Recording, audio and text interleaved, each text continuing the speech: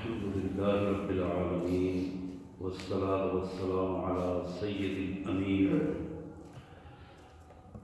أما بعد، أعوذ بالله من الشيطان الرجيم. بسم الله الرحمن الرحيم. ويدعو الإنسان بالشر دعاءه بالخير وكان الإنسان عجولا. وجعلنا الليل والنهار آيتين فمحونا آية الليل وجعلنا آية النهار مبصرة لتبتغوا فضلا من ربكم ولتعلموا عدد السنين والحساب وكل شيء فصلناه تفصيلا. وكل إنسان ألزمناه طائره في عنقه ونخرج له يوم القيامة كتابا يلقاه منشورا. اقرأ كتابك كفى بنفسك اليوم عليك حسيبا. من اهتدى فإنما يهتدي لنفسه ومن ضل فإنما يضل عليها ولا تزر وازرة وزر أخرى. وما كنا معذبين حتى نبعث رسولا. وإذا أردنا أن نهلك قرية أمرنا مترفيها ففسقوا فيها فحق عليها القول فدمرناها تدميرا. وكم أهلكنا من القرون من بعد نوح وكفى بربك بذنوب عباده خبيرا بصيرا. من كان يريد العاجلة عجلنا له فيها ما نشاء لمن نريد ثم جعلنا له جهنم يصلاها مذموما مدحورا. ومن أراد الآخرة وسعى لها سعيها وهو مؤمن فأولئك كان سعيهم مشكورا. كلا نمد هؤلاء وهؤلاء من عطاء ربك وما كان عطاء ربك محظورا. انظر كيف فضلنا بعضهم على بعض وللآخرة أكبر درجات وأكبر تفضيلا. لا تجعل مع الله إلها آخر فتقعد مذموما مخذولا. آمنت بالله صدق الله العظيم. اللهم صل على سيدنا مولانا محمد وعلى آل سيدنا مولانا محمد وبارك وسلم. اللهم صل على جميع الأنبياء والمرسلين وعلى الملائكة المقربين وعلى سائر الصحابة والتابعين وعلى عباد الله الصالحين. اللہ کی پاک کلام قرآن مجید میں یہ 15واں پارہ ہے، سورہ بنی اسرائیل ہے. 15ویں پارے کا بھی دوسرا رکوع ہے اور سورہ بنی اسرائیل کا بھی یہ دوسرا رکوع ہے. پچھلے جمعہ المبارک کو پہلا رکوع تلاوت کیا گیا تھا اور اس کے پس منظر میں معراج نبی صلی اللہ علیہ وسلم کے مقاصد ہمارے سامنے آئے تھے کہ اللہ کے پیارے حبیب صلی اللہ علیہ وسلم کو معراج کیوں اور کس انداز میں کروایا گیا اور اس کا پس منظر کیا تھا. آج کی ہماری جو ان آیات کے پس منظر میں گفتگو ہے وہ معراج کا پیغام ہے. ان آیات میں اللہ تبارک و تعالیٰ نے محمد کریم صلی اللہ علیہ وسلم کے ذریعے اپنے بندوں تک جو پیغام پہنچایا ہے، رسول اللہ صلی اللہ علیہ وسلم کو وہاں بلا کر ملاقات کر کے جو اسپیشل پیغام دیا گیا اپنے بندوں کے لیے اس پیغام کا آج تذکرہ ہے ان آیات میں۔ آئیے سب سے پہلے ان آیات کا سادہ سا مفہوم ترجمہ اور پھر اس کے پس منظر میں مختصر سی گفتگو انشاءاللہ۔ اللہ کے مبارک نام سے جو بڑا مہربان، بہت زیادہ رحم کرنے والا ہے۔ وَيَدْعُ الْإِنسَانُ بِالشَّرِّ دُعَاءَهُ بِالْخَيْرِ، انسان اللہ سے شر اس طرح مانگتا ہے جس طرح اسے خیر مانگنی چاہیے۔ بڑا کمال کا جملہ ہے، اس پہ ہمیں غور کرنا چاہیے۔ یہ پہلا پیغام ہے، انسان اللہ سے شر اس طرح مانگتا ہے جس طرح اسے خیر مانگنی چاہیے۔ خیر نہیں مانگتا، شر مانگتا۔ وَكَانَ الْإِنسَانُ عَجُولًا، انسان جلد حاصل ہونے والی چیزوں کو زیادہ توجہ سے حاصل کرنے کی کوشش کر رہا ہے، چاہے پریشانی کیوں نہ ہو۔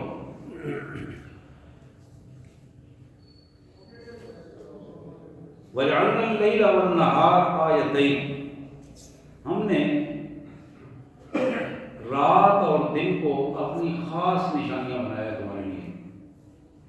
خاص نشانیاں نعمت کے طور پر تمہیں عطا کی ہیں، اور یہ اہم نشانیاں ہیں۔ فَمَحَوْنَا آیَةَ اللَّيْلِ، رات کو ہم نے بے نور کر دیا ہے، روشنی نہیں ہوتی، تمہارے آرام اور سکون کا ذریعہ بنا دیا ہے۔ وَجَعَلْنَا آیَةَ النَّهَارِ مُبْصِرَةً، اور دن کو ہم نے روشن کر دیا ہے، اس لیے کہ لِتَبْتَغُوا فَضْلًا مِّن رَّبِّكُمْ، تاکہ تم اپنے رب کے فضل کو تلاش کرو۔ دن کو تم اپنے وسائل کو ڈھونڈو، اور اس میں اللہ نے تمہارے لیے جو وسائل رکھے ہیں ان کو حاصل کرو۔ وَلِتَعْلَمُوا عَدَدَ السِّنِينَ وَالْحِسَابَ، اور یہ رات دن کا نظام اس لیے بھی ہے تاکہ تم سالوں، دنوں اور ماہوں کا حساب رکھ سکو، اور یہ رات دن کی بنیاد ہی تمہیں اس حساب کو یہ بنیاد فراہم کرتی ہے۔ وَكُلَّ شَيْءٍ فَصَّلْنَاهُ تَفْصِيلًا، تم اگر توجہ دو گے تو تمہیں اس کا اندازہ ہو جائے گا کہ ایک ایک چیز کو پوری ڈیٹیل اور تفصیل کے ساتھ ہم نے بیان کر دیا ہے۔ حضرات، یہ دو پیغام ہمارے سامنے آئے۔ اب تیسری بات، وَكُلَّ إِنسَانٍ أَلْزَمْنَاهُ طَائِرَهُ فِي عُنُقِهِ وَنُخْرِجُ لَهُ يَوْمَ الْقِيَامَةِ كِتَابًا يَلْقَاهُ مَنشُورًا، ہم نے، اللہ فرماتے ہیں میرے رسول میرے بندوں کو بتاؤ ذرا، ہم نے ہر انسان کے گلے میں اس کی اچھی بری کردار اور تقدیر کا حساب لگا دیا ہے۔ اس کے گلے میں وہ لٹکا ہوا ہے، اس پہ ریکارڈ ہو رہا ہے۔ ایک ہے فرشتہ ریکارڈ کر، وہ ہر چیز ہے، اس کا ریکارڈ اس کے گلے میں لٹکا ہوا ہے، اور وہ خود بخود ایک ریکارڈ تیار ہو رہا ہے اس کے کردار کے حوالے سے، جس میں شر بھی ہے، خیر بھی ہے، مکمل ہے۔ اللہ فرماتے ہیں وَنُخْرِجُ لَهُ يَوْمَ الْقِيَامَةِ كِتَابًا، قیامت کے دن اس لکھی ہوئی ریکارڈ کو اللہ تعالیٰ فرماتے ہیں ہم نکال لیں گے، نکال کے یلقاہ منشورا، کھول کے وہ کتاب اس کے سامنے رکھ دیں گے، آؤ بھائی پڑھو ذرا، یہ تمہارا اپنا تیار کرتا ہے، یہ فرشتوں کا تیار کرتا نہیں، تمہارا اپنا تیار کرتا ہے۔ اقرا کتابک، اپنے اس نامہ اعمال کو پڑھو، اپنی اچھے برے کردار کو خود اپنی نگاہوں سے خود پڑھو۔ کفا بنفسک اليوم علیک حسیبا، آج اگر صرف ایک ایویڈنس، ایک گواہی جو تمہارے اپنے کردار کی تمہاری اس کتاب میں دی گئی ہے، تمہارے لیے وہی کافی ہے، کسی اور ایویڈنس کی ضرورت نہیں ہے، لیکن ہم پیش کریں گے سب کچھ۔ اللہ فرماتے ہیں آج تمہارے اوپر، تمہارے خلاف ایک تمہاری گواہی کافی ہے۔ کفا بنفسک اليوم علیک حسیبا، گرفت کرنے کے لیے، حساب لینے کے لیے تمہارے خلاف صرف تمہاری ایک تمہارا ریکارڈ ہی کافی ہے، جو خود تم نے تیار کر کے تیار ہوا، اور اپنی تمہاری گردن سے ہم نے نکال کے، تمہارے سینے سے نکال کے تمہارے سامنے رکھ دیا۔ یہ تیسرا پیغام تھا میرے اور آپ کے لیے، بڑا اہم پیغام ہے۔ چوتھی بات، معراج النبی صلی اللہ علیہ وسلم کے پیغام کے سلسلے میں جو ہمیں بتائی گئی، اور اس میں بھی ذرا غور کیجیے، من اہتدی فانما یہتدی لنفسہ، جو شخص شعور کے ساتھ ڈھونڈ کے محنت کر کے ہدایت کے راستے کو تلاش کرتا ہے وہ اس کے اپنے لیے فائدے مند ہے۔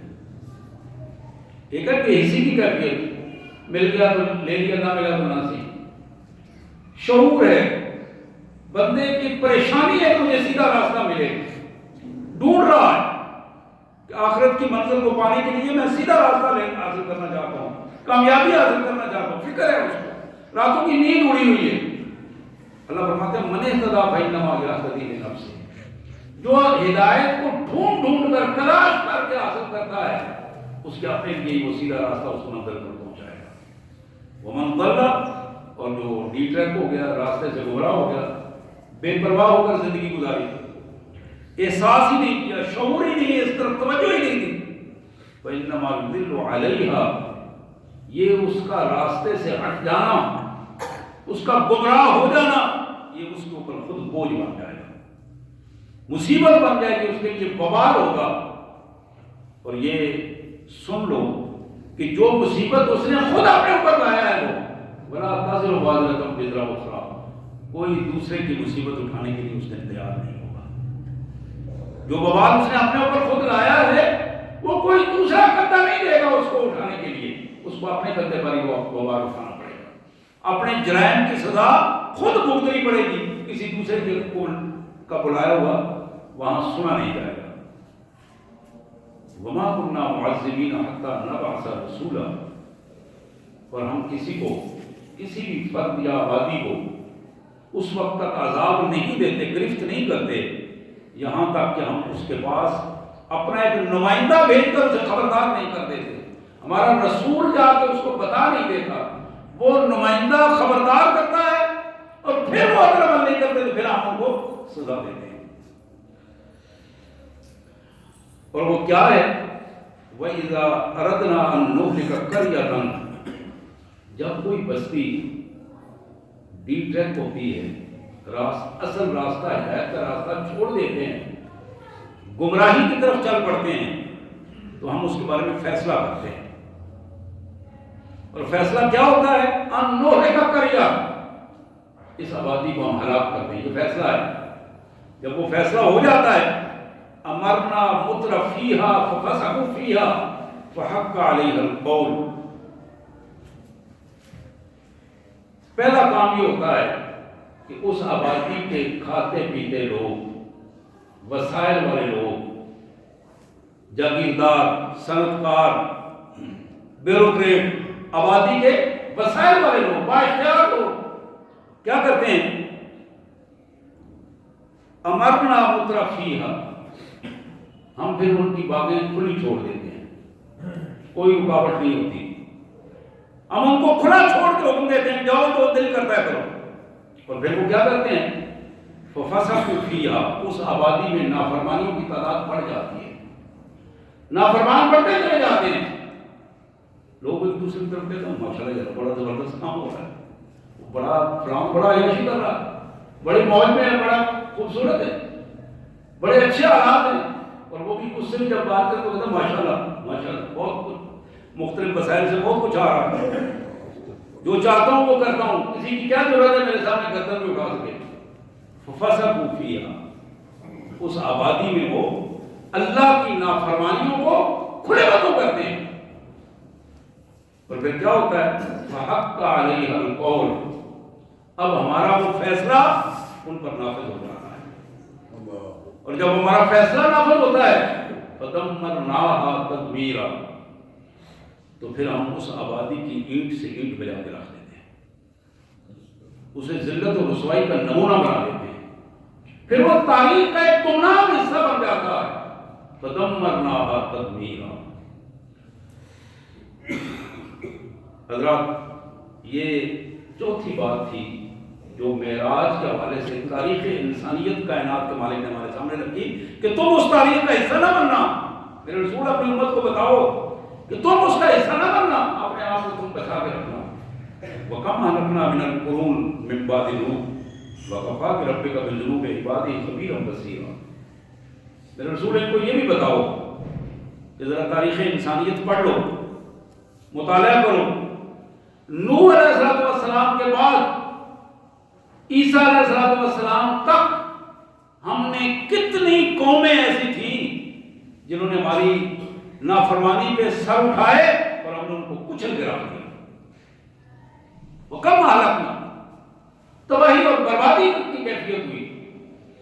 اللہ فرماتے ہیں دیکھو ذرا، اور تمہارا رب وکفا بربک بذنوب عبادہ خبیرا بصیرا. اللہ کو کسی سیکیورٹی والے کی، کسی ایجنسی والے کی اور کسی بڑے نظام کی ضرورت نہیں ہے.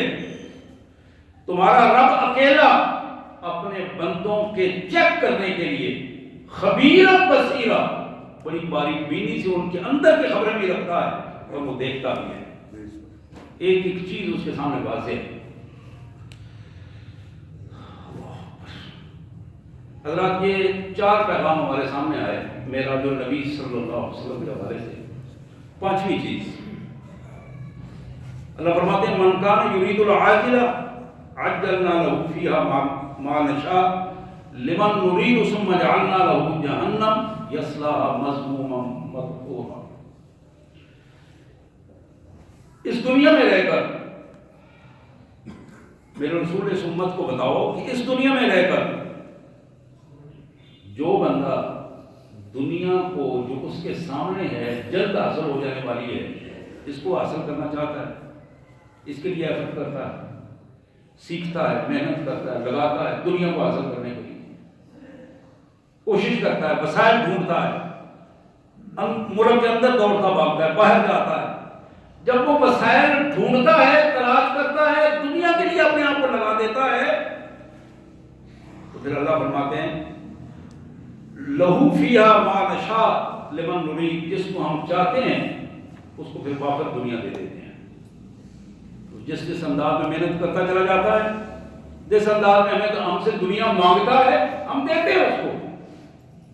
لیکن اگر وہ ہمیں بھول کر وہ دنیا حاصل کرتا ہے، ہمیں بھلا کر ہمارے دین سے ہٹ کر ہمارے ساتھ منافقت کر کے پھر وہ دنیا لیتا ہے، ثم جعلنا له جہنم، پھر اس کے لیے ہم ایک خاص وقت مقرر کر دیتے ہیں اور اس خاص مقرر وقت کے بعد پھر اسے جہنم میں جھونک دیا جاتا ہے. یصلاها مذموما مدحورا، اور وہ جھونک دیا جائے گا اس جہنم میں اس حالت میں کہ وہ اپنے اوپر خود مذمت اور ملامت کر رہا ہوگا اور دھتکارا ہوا، دنیا بھی اس پہ لعنتیں کر رہی ہوگی اور پھر اس کیفیت میں وہ جہنم کا ایندھن بن جائے گا. یہ وہ کردار ہے جو زندہ کردار ہمارے سامنے ہے. ہم اپنے کردار کو دیکھیں، اپنے ارد گرد دیکھیں کہ زندہ کردار ہے ہمارے سامنے. ایسی چیز نہیں ہے کہ اس کو ڈھونڈنا پڑے. دوسرا کردار وہ بھی زندہ کردار ہے. ومن اراد الاخرہ وسعى لها سعیها، جو شخص آخرت کی زندگی کو بنانا چاہے، آخرت کی زندگی کے لیے کوشش کرے، سوچ بنا لے، فیصلہ کر لے کہ میں نے آخرت کی زندگی بچانی، چاہے دنیا کی زندگی بچے یا نہ بچے. میری موت اچھی آنی چاہیے، چاہے زندگی اچھی گزرے نہ گزرے. میری قبر کو درست ہونا چاہیے، چاہے یہاں مجھے بستر ملے یا نہ ملے. ومن اراد الاخرہ، جو شخص آخرت کا ارادہ کر لیتا ہے، فیصلہ کر لیتا ہے، وسعى لها سعیها، اور اس کے لیے وہ پوری کوشش کرتا ہے، لگا دیتا ہے اپنے آپ کو.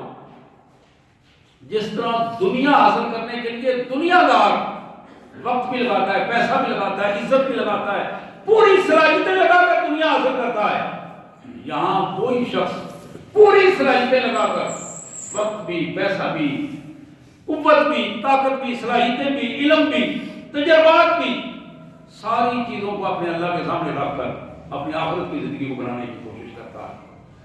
وَهُوَ مُؤْمِنٌ، شرط یہ ہے کہ وہ ایماندار ہو. آخرت کی زندگی بنانے کی کوشش کرے ایمان کے ساتھ. ایمان پہلی شرط ہے. اگر ایمان نہیں ہوگا تو آخرت کی زندگی نہیں ملے گی. آخرت کی زندگی کی کامیابی کے لیے پہلی شرط ایمان ہے. وَهُوَ مُؤْمِنٌ، وہ ایماندار ہو اور پھر اپنی اصلاح کر کے اپنے آپ کو اپنے اللہ کے حوالے کر دے. فَأُولَٰئِكَ كَانَ سَعْيُهُمْ مَشْكُورًا، ایسے لوگ اللہ کے حضور اس حالت میں آئیں گے کہ اللہ تعالیٰ ان کی ایک ایک کوشش کی قدر کرے گا. یہ لفظ قدر نہیں، بڑا قیمتی لفظ ہے. جس کی قدر کی جاتی ہے اس کو پروٹوکول ملتا ہے، جس کی قدر کی جاتی ہے اس کی عزت افزائی ہوتی ہے، جس کی قدر کی جاتی ہے اس کی ایک ایک چیز کا خیال رکھا جاتا ہے. تو یہاں اس کیفیت کو بتایا تو یہ ایسے لوگ ہیں کان سعیہم مشکورا، ان کی ایک ایک کوشش، ایک ایک محنت، ایک ایک گزرا ہوا لمحہ اللہ بغیر انعام دینے کو سے نہیں چھوڑے گا. ایک ایک چیز کا انعام دے گا، ایک ایک چیز کی قدر کرے گا اور ایک ایک چیز کا بدلہ ان کے تصور سے زیادہ عطا فرمائے گا. اب چھٹی چیز اور ساتویں، یہ دو آخری چیزیں رہ گئی ہیں اس ہمارے اس پیغام میں، جو معراج کا پیغام کی میں ڈسکس کر رہا ہوں ان آیات میں. چھٹی چیز اللہ فرماتے ہیں کُلًّا نُمِدُّ هَٰؤُلَاءِ وَهَٰؤُلَاءِ مِنْ عَطَاءِ رَبِّكَ. میرے رسول ان کو بتاؤ کہ ہم نے دونوں کو شرط مانگنے والے اور خیر مانگنے والے، دنیا کی زندگی لینے والے، اس کے لیے کوشاں محنت کرنے والے، اور آخرت کی زندگی کے لیے اپنے آپ کو لگا دینے والے، دونوں کو ہم نے مہلت دے دی ہے. مہلت دی ہے، ایک خاص وقت تک دونوں کو مہلت دی ہے. اور اللہ فرماتے ہیں جو ہمیں مہلت دی ہے یہ میرے رسول تمہارے پروردگار کی خاص مہربانی ہے، اس کی عنایت ہے کہ موقع دے دیا ہے اپنے آپ کو سنوارنے کا. اچانک قابو نہیں کر لیا، دوسرے غلطی کی اسی وقت اس کی گردن دبوچ لی کہ تم نے نافرمانی کی ہے تو آؤ اپنی اصلاح ہو. تو نہیں، مہلت دی ہے. یہ مہلت تمہارے رب کی مہربانی ہے، اس نے درست ہونے کی مہلت دے دی، موقع دے دیا. یہ بار بار بندہ پھنس جاتا ہے نا، کہیں کہیں پھنس جاتا تو کہتا ہے یہ ایک موقع دے دیں، تو ایک دفعہ موقع دے دیں، تھوڑا موقع دے دیں، میں اپنے آپ کو درست کر لوں گا، پھر شکایت نہیں ہوگی.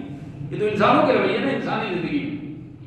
اللہ فرماتے ہیں کہ میں نے تمہارے مانگنے کے بغیر تمہیں موقع دے دیا ہے. یہ اس کی رحمت ہے، اس کی مہربانی ہے، اس کا بھی شکر ادا کرنا چاہیے. کُلًّا نُمِدُّ هَٰؤُلَاءِ وَهَٰؤُلَاءِ مِنْ عَطَاءِ رَبِّكَ وَمَا كَانَ عَطَاءُ رَبِّكَ مَحْظُورًا. اور یہ تیرے پروردگار کی جو عطا ہے، اس کی مہربانی ہے، اس کی عنایات ہیں، یہ کم ہونے والی نہیں ہے. اس کی رحمت بے حساب ہے. وہ جب رحمت طلب کرنے والا اس سے رحمت طلب کرتا ہے تو پھر وہ کم ہونے والی، اس کو روکا نہیں جا سکتا. انظر کیف فضلنا بعضهم علی بعض وللآخرۃ اکبر درجات واکبر تفضیلا. اللہ فرماتے ہیں تم دیکھو اس دنیا میں بھی رہتے ہوئے ہم نے کسی کو تم میں سے کسی پر فضیلت دی ہے، کسی کو بڑا بنا دیا، کسی کو چھوٹا بنا دیا، کسی کو دنیا میں پہلے لے آئے، کسی کو دنیا میں بعد میں لے آئے. کوئی عمر کے اعتبار سے بڑا ہے، کوئی علم کے اعتبار سے بڑا ہے، کوئی دولت کے اعتبار سے بڑا ہے، کوئی اسٹیٹس اور مرتبے کے اعتبار سے بڑا ہے. مختلف حوالوں سے ہم نے فضیلت دی ہے مختلف لوگوں کا. لیکن وللآخرۃ اکبر درجات، جو آخرت کے درجات ہیں، ہم نے جو آخرت کی زندگی بچا کر لے جانے والے لوگ ہیں، ان کے جو اسٹیٹس اور درجات ہم نے مقرر کیے ہیں وہ بہت بڑے ہیں اور بڑھتے چلے جائیں گے. ایک آدمی جتنا زیادہ اللہ پر اعتماد کر کے اپنے اللہ کے لیے لے کر آئے گا، اپنی جھولی بھر کے لے کے آئے گا، اس کی نیت اور حسن عمل کی بنیاد پر اس کے درجات ہم بڑھاتے چلے جائیں گے. وہ اکبر تفضیلا. اور پھر اس سے بڑی بات یہ ہے کہ جہاں ہم درجات بڑھائیں گے اس کے اسٹیٹس اور مرتبے میں بھی ہم اضافہ کرتے چلے جائیں گے، اس کی فضیلت میں اضافہ کرتے چلے جائیں گے. لوگوں کی نظروں میں اس کے احترام میں بھی فضیلت، اس کے احترام میں بھی اضافہ ہوتا چلا جائے گا. آخری آج کے ان آیات میں جو آخری پیغام ہے اور پوری اس بات کو جس نے سمیٹ لیا ہے میرا جو نبی صلی اللہ علیہ وسلم کا، یہ چلے گا انشاءاللہ اگلے 2-4 رکوعوں میں، اگر اللہ نے موقع دیا تو اس پہ بات ہوگی. یہاں آج کے ہماری اس گفتگو کا، اس رکوع کی آخری آیت اور آخری پیغام جو محمد کریم صلی اللہ علیہ وسلم کے ذریعے میرا جو نبی صلی اللہ علیہ وسلم کے حوالے سے میں دیا گیا، لا تجعل مع اللہ الہا آخر، اللہ کے ساتھ کسی اور کو مت شریک ٹھہرانا. جو کچھ اللہ کا مرتبہ ہے اس مرتبے کے کسی کو قریب بھی نہ لانا. وہ خالق ہے اور وحدہ لا شریک ہے. اس کی ذات یا صفات میں کسی کو قریب نہ لانا. فَتَقْعُدَ مَذْمُومًا مَخْذُولًا، اگر تم نے یہ حرکت کر لی، شرک کر لیا، جو اللہ کرتا ہے وہ کسی دوسرے کے حوالے سے نسبت اس نے تم نے کر دی، تو پھر یاد رکھو اپنے آپ کو ہمیشہ ملامت ہی کرتے رہو گے، اپنی مذمت ہی کرتے رہو گے، مخذولا اور ذلت و رسوائی کا نمونہ بن جاؤ گے. اس کے علاوہ کوئی چیز بھی تمہیں اس دنیا میں عزت دینے والی، آخرت میں عزت دینے والی نہیں ہوگی. نستغفر اللہ و نتوب الیک یا ارحم الراحمین یا ذا الجلال والاکرام. حضرات، میں نے تھوڑی تفصیل سے عرض کیا تھا کہ نبی رحمت صلی اللہ علیہ وسلم جن حالات میں معراج النبی صلی اللہ علیہ وسلم کے لیے بلائے گئے، وہ حالات اگر آپ کے ذہن میں رہیں کہ مسلسل 12.5 سال، مسلسل 12.5 سال دعویٰ نبوت کے بعد مکہ مکرمہ میں رہتے ہوئے ایک لمحہ اگر ہم یہ کہہ دیں کہ رسول اللہ صلی اللہ علیہ وسلم نے سکون کے ساتھ گزارا ہے تو وہ نہیں ہمیں ملتا آپ کی تاریخ میں. بلکہ یہ آیات انہی دنوں کی ہیں کہ یا ایھا المزمل، اے چادر لپیٹ کر اوڑھنے والے اٹھو، سبحان اللہ، اٹھو، رات کے اندھیروں میں اپنے مالک سے رابطہ کرو اور دن کی روشنی میں ان لوگوں تک مالک کا پیغام پہنچاؤ. یہ تمہاری ذمہ داری ہے، اٹھ کے ذمہ داری ادا کرو. حالانکہ یہ موقع وہ موقع تھا کہ نبی رحمت صلی اللہ علیہ وسلم سارا دن نبی اللہ کے اس حکم کو لوگوں تک پہنچانے کے لیے لگایا کرتے تھے. اور پھر ایک موقع پر جب آپ تھک ہار کے لیٹے ہیں تو پھر اسی کیفیت کو ایک دوسرے رنگ میں قرآن نے کہا یا ایھا المدثر قم فانذر وربک فکبر، میرے رسول اٹھو.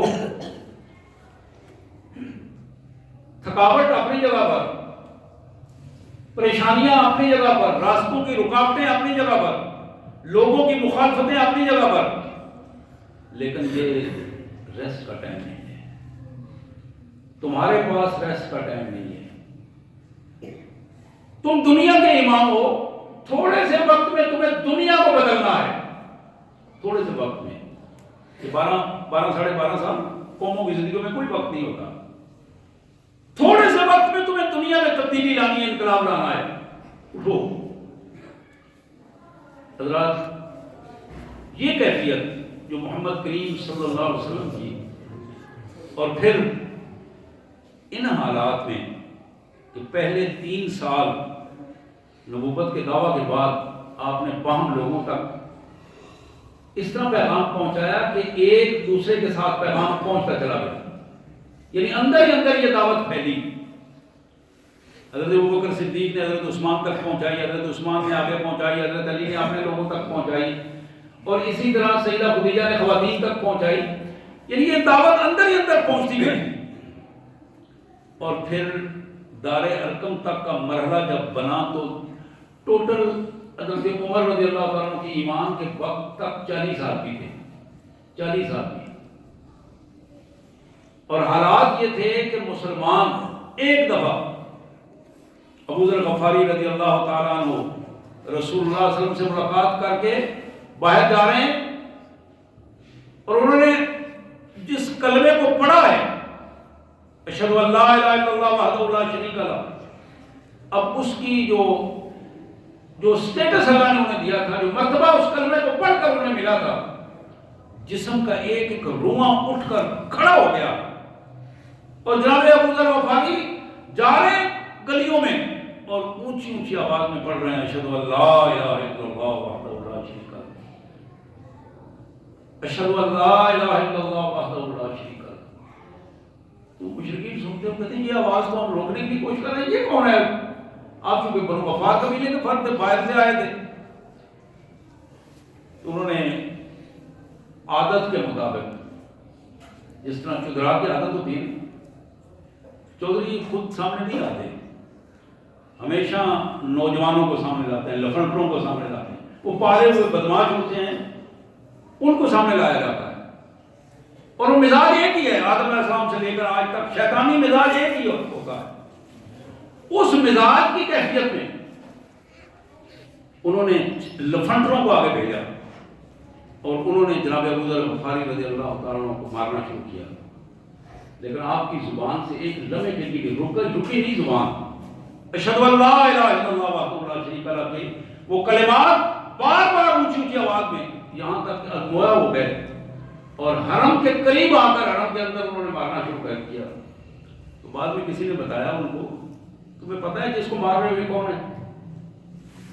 یہ قبیلہ بنو غفار کا آدمی ہے، اور اگر یہ یہاں مر گیا تو مکے والوں کو اس کا دفاع کرنا مشکل ہو جائے گا، اور تم ایک بیوقوفوں والی دشمنی کے ساتھ ایک آدمی کو مارنے پر تل گئے ہو۔ اس کہنے والے نے ان کو پیچھے کیا اور ابو ذر غفاری رضی اللہ تعالیٰ عنہ کو اٹھایا اور ان کو ان کے قبیلے کی طرف بھجوایا۔ حضرات یہ وہ موقع تھا کہ اگر بلال نے آ کر محمد رسول اللہ صلی اللہ علیہ وسلم کا کلمہ پڑھا ہے تو آپ کے علم میں ہے کہ جناب بلال کے ساتھ کیا ہوا کرتا تھا۔ مکے کی کہ سنگریزے اور مکے کی چٹانیں اس بات پر گواہ ہیں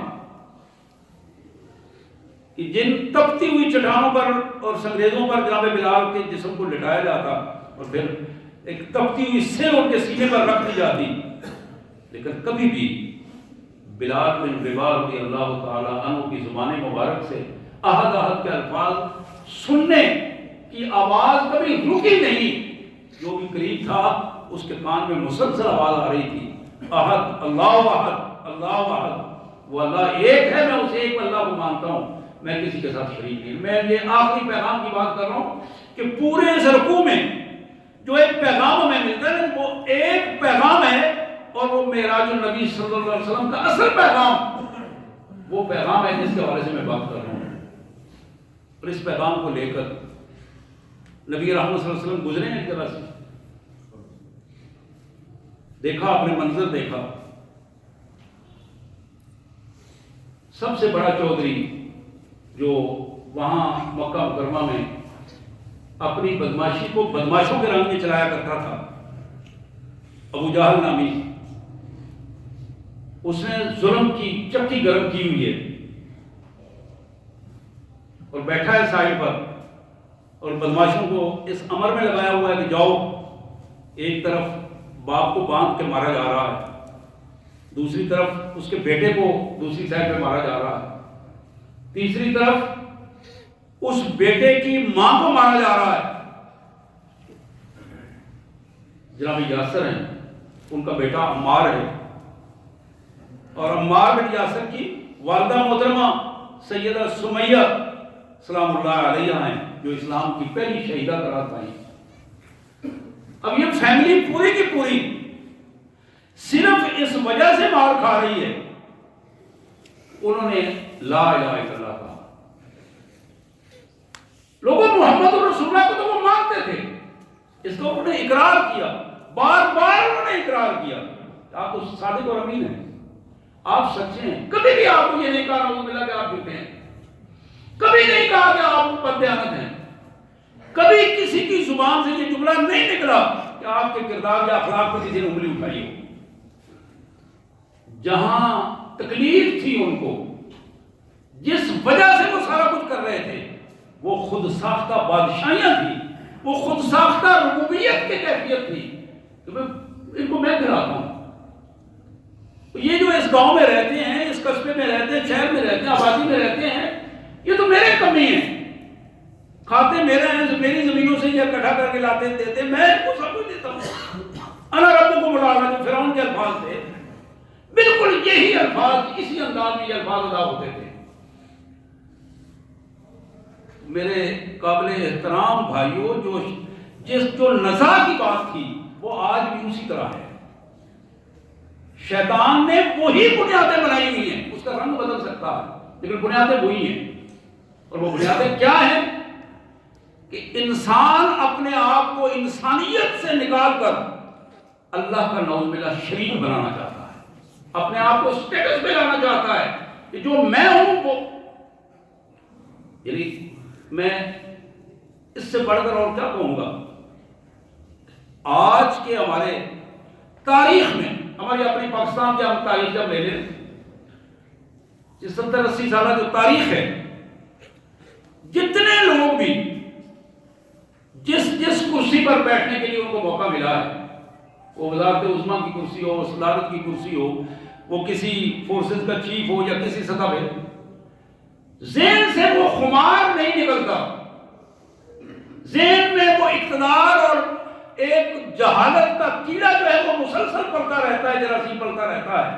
آنا ولا بہری، جو میں ہوں وہ دوسرا نہیں ہے. اور یہی مشرکانہ رویہ ہے، یہی مشرکانہ رویہ ہے. اسی بات کو محمد رسول اللہ صلی اللہ علیہ وسلم نے ایک دفعہ نہیں کئی دفعہ اپنے کردار سے واضح کیا کہ لوگوں، ہم اس مالک کے بندے ہیں، اور ہمارے اندر جتنی عاجزی ہوگی.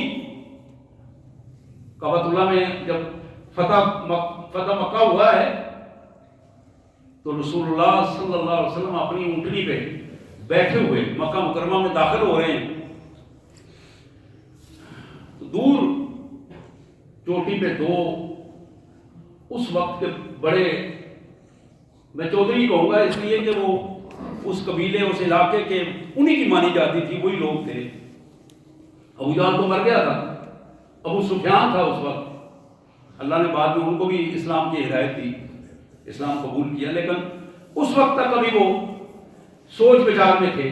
اور ساتھ جناب عباس، ایک بنو ہاشم کا چودھری تھا اور ایک بنو امیہ کا چودھری تھا، دونوں کھڑے ہوئے ہیں. تو ابو سفیان نے کہا عباس یہ کمال ہے، آج تو تیرے بھتیجے کا رنگ ہی اور ہے، آج تو میں دیکھ رہا ہوں کہ کمال ہے، لوگ جانیں نچھاور کر رہے ہیں، محمد کی صورتحال ہی اور ہے. میں تو بڑے بڑے درباروں میں گیا ہوں لیکن اس قسم کی کیفیت میں نے نہیں دیکھی. تو جناب عباس نے ابو سفیان کو جب جواب دیا، انہوں نے کہا تمہیں یہ شان و شوکت تو نظر آئی ہے، تمہیں یہ نہیں نظر آیا کہ میرا بھتیجا جو اللہ کا رسول ہے اس کی پیشانی اپنے اللہ کی حضور جھکی ہوئی ہے اور اس اونٹنی کے پران کے ساتھ لگی جا رہی ہے، اور وہ اپنے اللہ کی تکبیر بیان کر رہا ہے اور اپنی عاجزی کے ساتھ اس میں فتح مکہ کی صورت میں مکہ میں داخل ہو رہا. اور یہی وہ الفاظ تھے جو رسول اللہ صلی اللہ علیہ وسلم نے کعبۃ اللہ میں کھڑے ہو کر کہے تھے کہ آج اپنے کمزور بندے کو طاقتور مالک نے پوری دنیا پر غلبہ ادا کر دیا ہے. حضرات، یہی وہ یہ سوچ ہے جو قرآن ہمارے دلوں، دماغوں اور کردار میں پیدا کرنا چاہتا ہے. یہی وہ سوچ ہے جو معراج النبی صلی اللہ علیہ وسلم کا پیغام ہے کہ اپنے آپ کو اپنے اللہ کے لیے خالص کر لو، کسی مفاد میں پڑے بغیر، کسی تعصب میں پڑے بغیر، کسی تحفظ کا احساس کیے بغیر اپنے آپ کو اپنے اللہ کے لیے خالص کرو. جب یہ کام ہو جائے گا تو دنیا کی زندگی بھی بچ جائے گی اور آخرت کی زندگی بھی بچ جائے گی. اللہ تبارک و تعالیٰ ہمیں اس کی توفیق عطا فرمائے اور معراج النبی صلی اللہ علیہ وسلم کے اس پیغام کو سمجھنے کی توفیق دے اور اس پر عمل کی توفیق دے. وآخر دعوانا الحمدللہ رب العالمین.